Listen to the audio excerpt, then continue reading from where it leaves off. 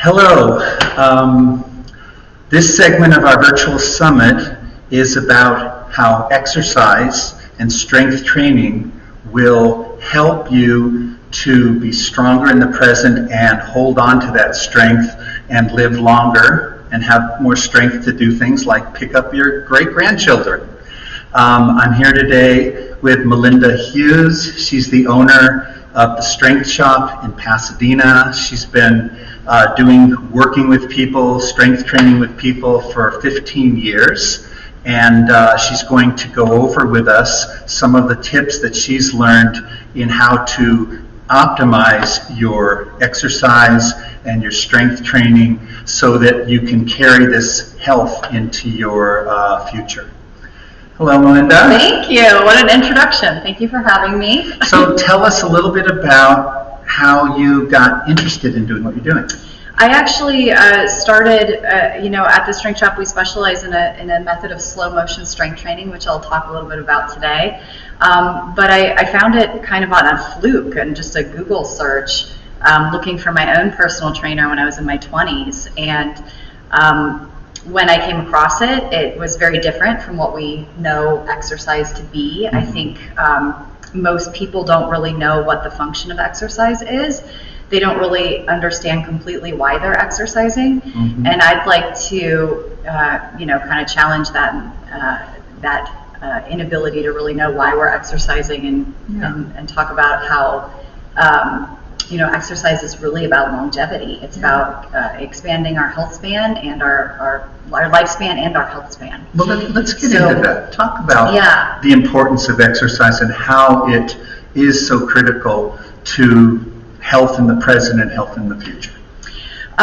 So number one, we start to lose muscle and we lose bone and we lose the flexibility of in our muscles, tendons, and ligaments as we age, and that process of muscle loss and bone loss starts in our mid-20s. So it's not something that we feel in our mid-20s. It kind of takes us decades to realize, or for that accumulative loss to catch up with us.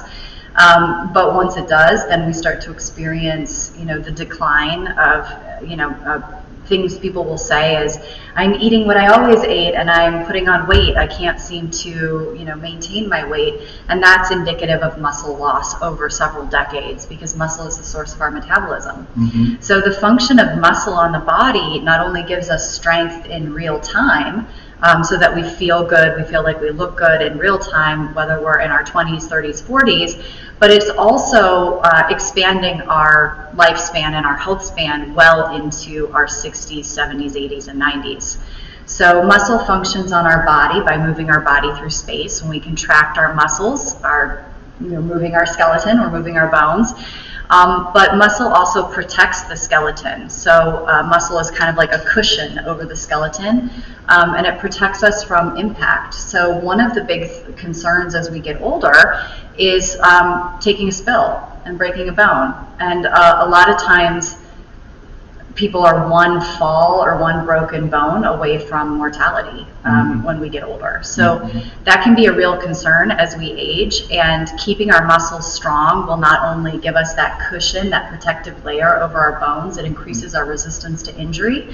But and I bet it also, if you do injure yourself, it speeds up the recovery time as well. Yes. In other words, if you trip and fall and you have no muscle, you may never walk again. Yes. But if you have good strength, you can return. Because the muscle is damaged when there's some impact to the body. The muscle is damaged, but muscle repairs itself. Mm-hmm. So it protects the skeleton, it protects the internal organs.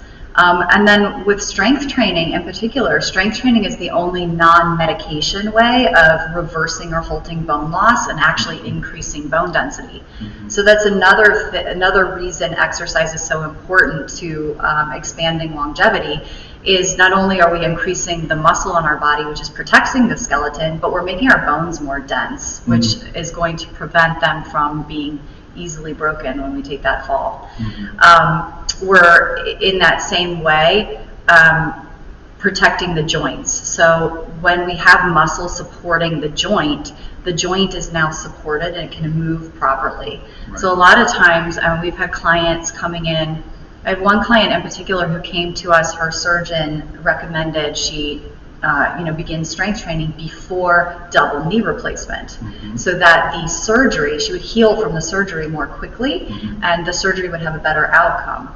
So she came to me. She was in a lot of pain. She's walking with a cane, and we're working on strengthening those muscles so that the knee replacements would be more successful.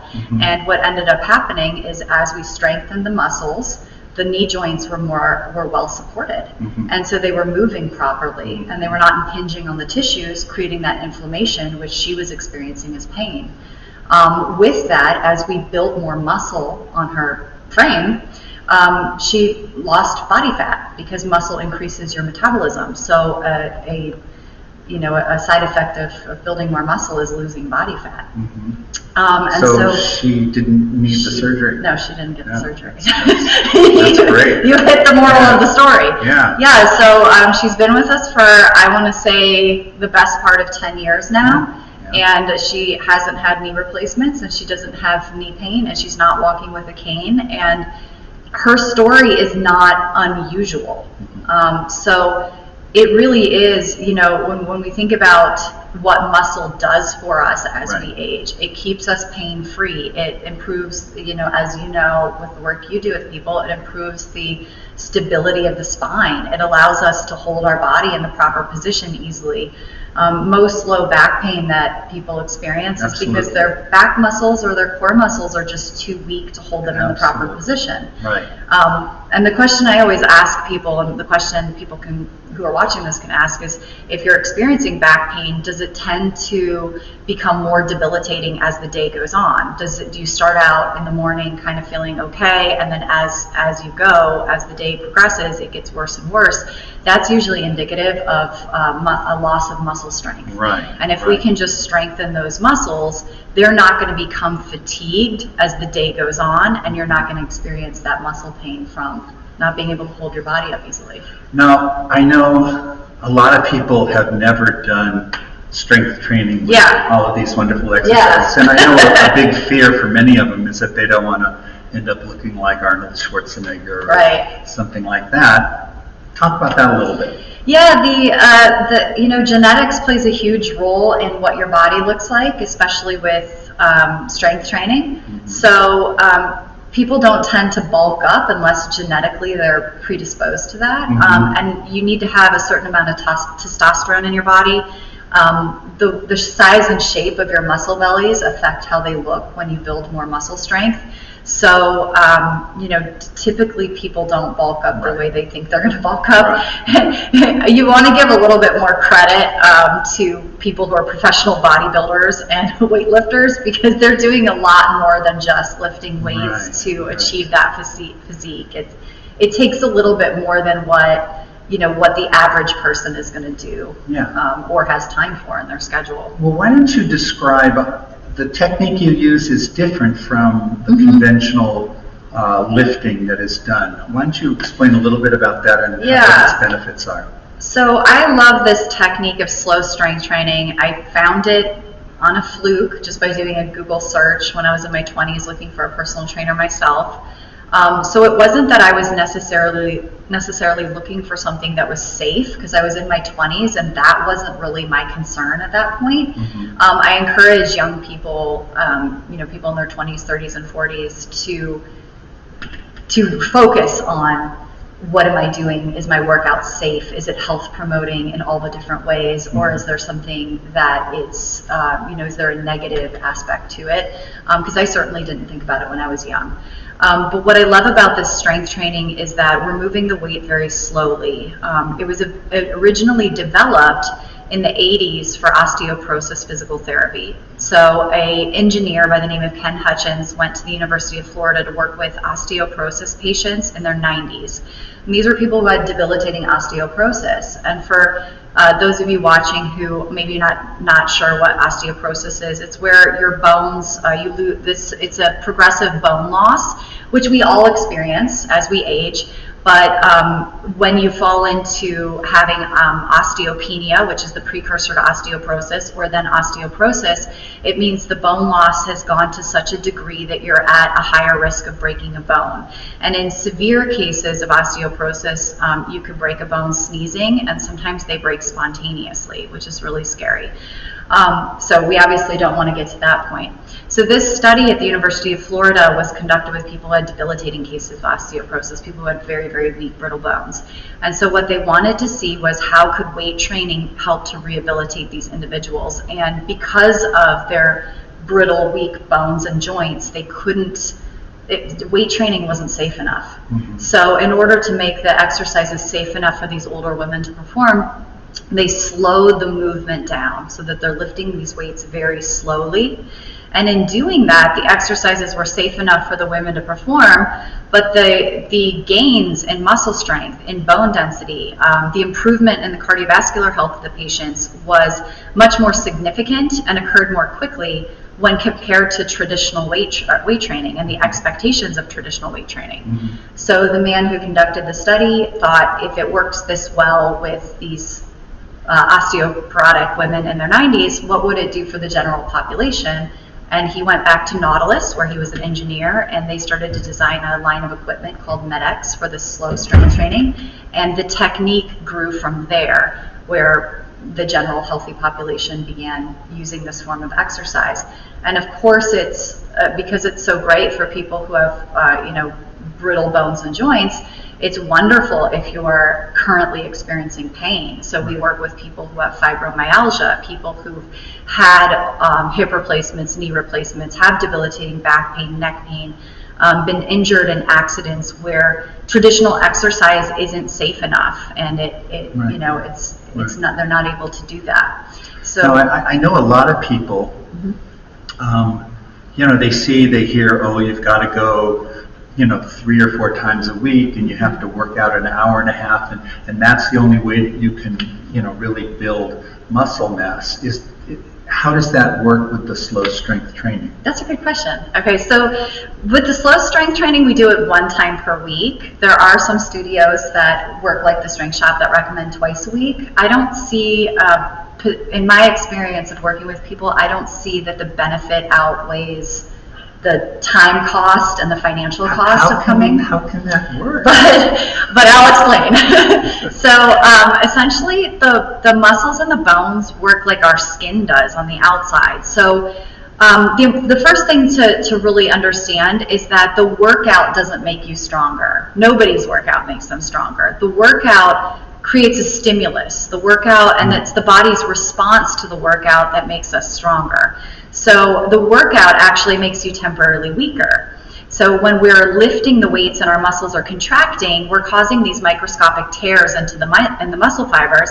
And the days after the workout, our body releases growth hormones, our body releases osteoblasts, which help build bone tissue. And this circulates through the bloodstream, so it goes everywhere. So if you're working your bicep, it doesn't matter, your hip joint is going to become stronger from this, what's called indirect effect of exercise. Mm-hmm. So what's important when we know that the workout is the stimulus and the body's response is how we achieve the results that we want to see, the increased muscle strength, increased bone density, improvement to the cardiovascular system, then what we understand is that the stimulus we want to be intense.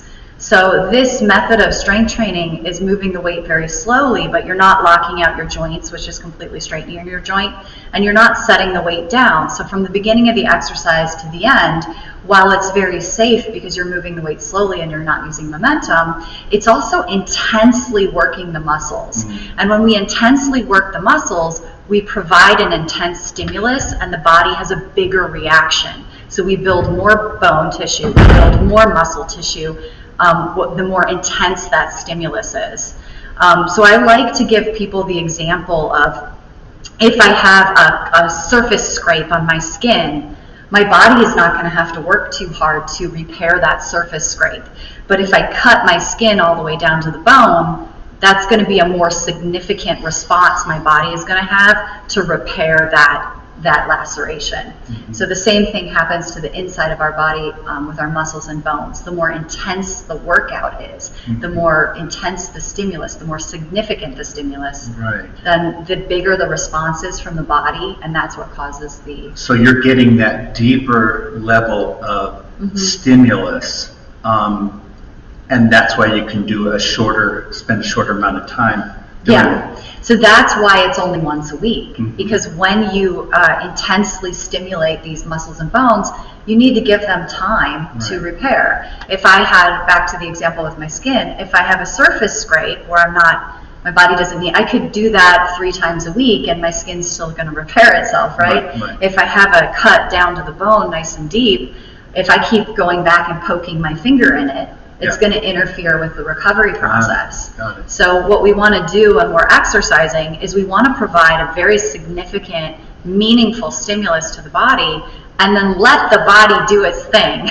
Let the body build muscle tissue. Let the body build bone tissue. Well, it sounds fascinating because on one hand, it's more stimulating, but it's also safe. Yes. So you're getting, both advantages. It's a win-win. It's the best of 2 worlds, really. We have, I like to think about it as a Venn diagram of how types of people that we work with. So on one circle of the Venn diagram is people who have medical conditions, injuries, people who are older, that's our clients in their 90s, people who maybe need surgeries or coming post-surgery. And the other circle is just like people who don't want to spend a lot of time exercising. They want to get the biggest benefit in the shortest period of time, and that might be our parents with young children or people with very stressful, high-demand careers. And then that sweet spot in the middle is where we can fall. And that's kind of a theme that we're finding in this conference is that, yes, a lot of times people will do things because they're having a breakdown of their health, and these things help them, but these same things, if done before the health breaks down, can keep a person healthier and stronger and even prevent these breakdowns. Yeah, as I said earlier that I found this when I was in my mid-20s. So it's not like I was seeking something that was safe. I didn't have what I considered injuries or medical conditions. I just wanted something safe or something effective. And now that I'm older, it's something that I really appreciate because I haven't sustained an injury in my workout.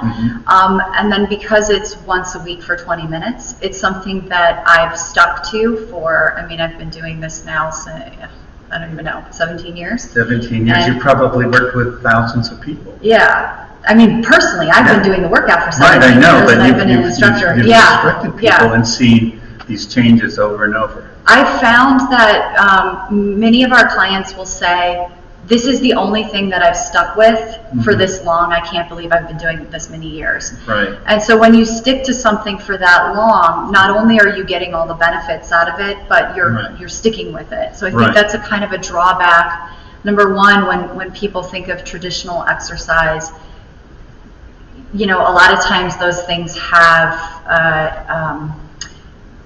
side effects that they're not great for the joints, or lots of times we get a lot of people in March. That's our biggest month of business at the Strength Shop, and it's because people have that New Year's resolution in January, and so they hit the gym very hard. They join the boot camp. They're going at it very hard, and because they don't understand that concept of the workout provides a stimulus and your body needs to recover, what they do is they break their body down, and then they go back and break their body down, and then they go back and break their body down, and they don't allow that recovery time.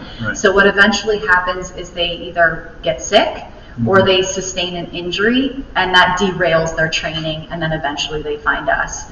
And so that's what I'd like to see more people avoiding, is more people really understanding that it isn't how often you go, it's staying committed long term. It's having that proper, or applying that proper stimulus, that proper level of intensity, and then allowing for the recovery process so that you don't overdo it and put yourself at a higher risk for injury.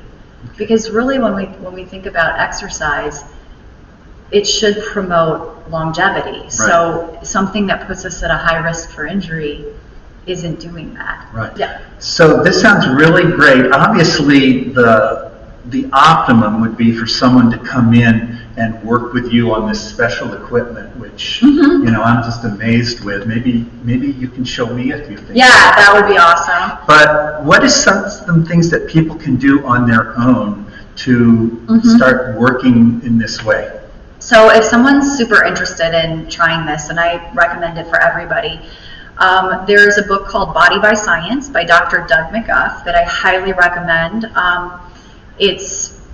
It really kind of teaches you the science behind this particular method and why it's so safe and why it's so effective, and it shows you some at-home routines. Okay. We also have an at-home routine, travel at-home routine, that you can just use body weight on our YouTube channel. Oh. So absolutely, you can apply slow motion. So the tenets to this type of work, this type of strength training, is slow motion to what we call momentary muscular fatigue, which is where your muscle is, you're out of juice basically. Right. And so there's two different ways that our muscles produce energy, aerobically and anaerobically. So aerobically is with oxygen, anaerobically is with glucose stored in our muscles for emergency purposes. Right. So when we don't lock out our joints or set the weight down in between repetitions. So you're keeping the load on the whole time. So the point of the workout is to keep the muscle working from the beginning of the exercise to the end. And the end is muscle failure. So it's where you try to lift the weight, whether it's an actual weight or whether it's your body weight, and you can't lift it.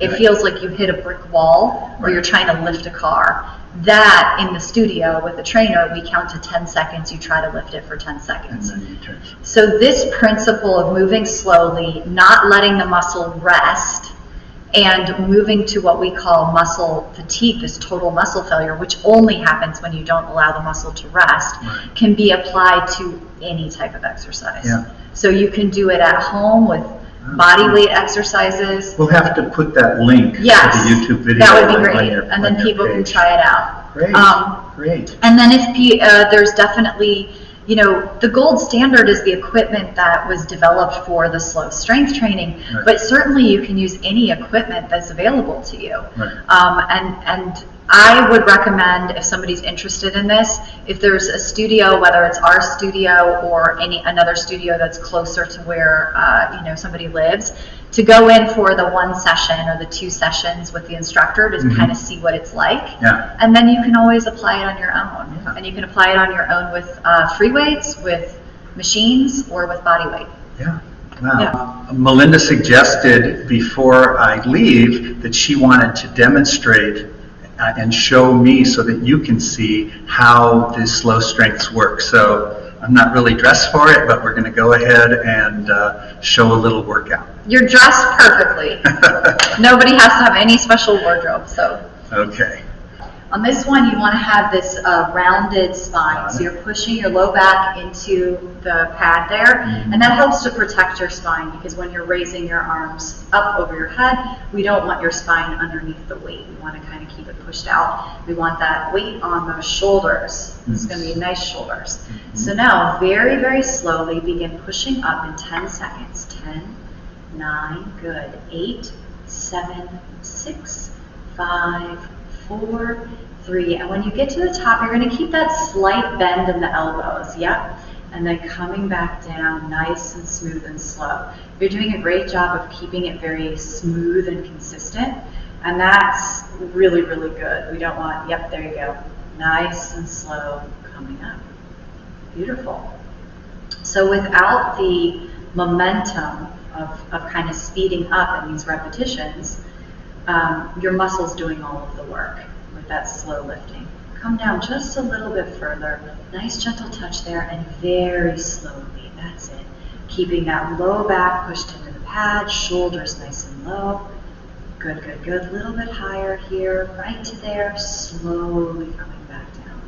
Very, very nice. And so as the exercise begins, as we progress, you feel more and more of the muscle burn. That's it. Beautiful. Until we get to a point where we hit a wall. That's it, nice and slow.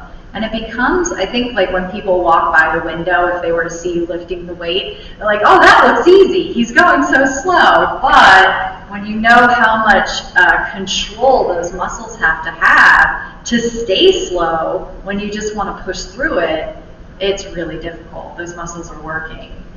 But it's important. Sometimes I want to jerk it, but you got to keep it slow, yeah. That's it. So very slow through here. And the goal is never to lift the weight. The goal is to exhaust the muscle. So we don't care if these weights go all the way up, if you finish the repetition. We don't care how much weight you lift, how many times you lift it. The weight and the how many times you lift it is just a tool. Good, keeping those shoulders nice and low, that's beautiful, and you're just gonna push into that. And now I want you to breathe as you push into it. So really using that breath to push deeply into it, getting the muscle to burn as much as you can for 10 more seconds. 10, 9, pushing into it, 8, 7, 6, 5, 4, 3, 2, 1. Gently, slowly coming all the way back down. Yes. Good. It's always nice when it's over. That was intense. Yeah, very nice. I was just about to leave Melinda's studio, and two of her long-term clients who she's been working with for 11 years came in, and they're in their 80s and 90s. So I thought this would be really interesting.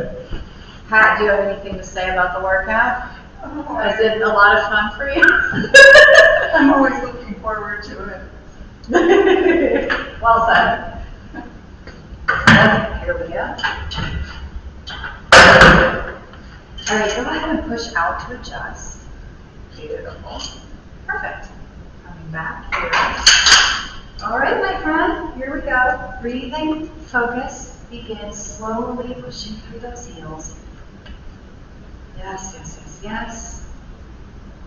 Nice. Coming back, nice and controlled and slow. Lovely, lovely. Nice gentle tap there, and then ease out through those heels. Perfect. Good, good, good. So, Dee, how long have you been working with Melinda? Well, it's been a little over 11 years, or about 11 years, and And you're 90 right now? I'm 90 so you right started now. in your late 70s. yeah, well, that's when I started this routine, and I try and be very, very conscious about my health, and I think that this is one of the prime things for me that I do. I think I have, I'll say, a couple of pillars to make me, for my health, and this is one of my prime pillars. I do this. I do it every week. I've been doing this now for 11 years. As I say, what surprises me is that when I first started, I thought, well, was pushing 80 years old and so on. But for a long time, I kept increasing a little bit of my weight. I said, man, this is crazy, but I did. And it's been and as I say, it's the thing I found has been make me really healthy, because I am really healthy. I don't take any medication, and as I say, I'm in good shape. And I prescribe this because it's safe, and I think it's kind of dumb to not do this because it's only 20 minutes a week. All right. And you can't. That's. I wanted to I didn't know if Melinda was pulling my leg on that. No, So it's really just 20 minutes a just week. 20 minutes a week, and I think, my goodness, if I can't do this 20 minutes a week, there's something wrong. So it's really, so I have no excuses. I don't make any excuse because I enjoy it. It's a challenge because it's hard work, but it's only 20 minutes, and it works for me. And I don't know, I think it's, for me, it's a no-brainer. And I intend to keep doing this until I'm 105. Well, thank you. It's great to hear. This whole summit is about people, how they can live long and live well, and clearly you're living it right now. So thank you so much. So Pat, tell me a little bit about your experience with slow strength. Well, pardon me, I really have enjoyed coming here because I have osteoporosis. Mm-hmm. And I think that's done a whole lot of good for me, the strength training has. I also, sometimes I don't feel like coming, but when I get finished, I feel so much better. You're always glad you did. So, as I said, as Dee said, we've been coming here for so long, and it just seems like it's a natural thing to do. Mhm. It's really kept up our strength and our vitality. So great, so wonderful. Yeah. All right, well, thank you so much. Well, that's incredible. I really appreciate all of this. You had, like I said, you have this great shop here. There'll be information for you if you want to work with Melinda. All that information will be on her presenters page. We'll have the link to that YouTube video, and we'll also have an offer that Melinda very graciously is offering to all of the participants in the summit that they could take advantage of. Well, Melinda, thank you so much You're so welcome. for your time. I really learned a lot, and I'm Thank you. glad you're part of our summit. Thank you so much for having me anytime. Yeah.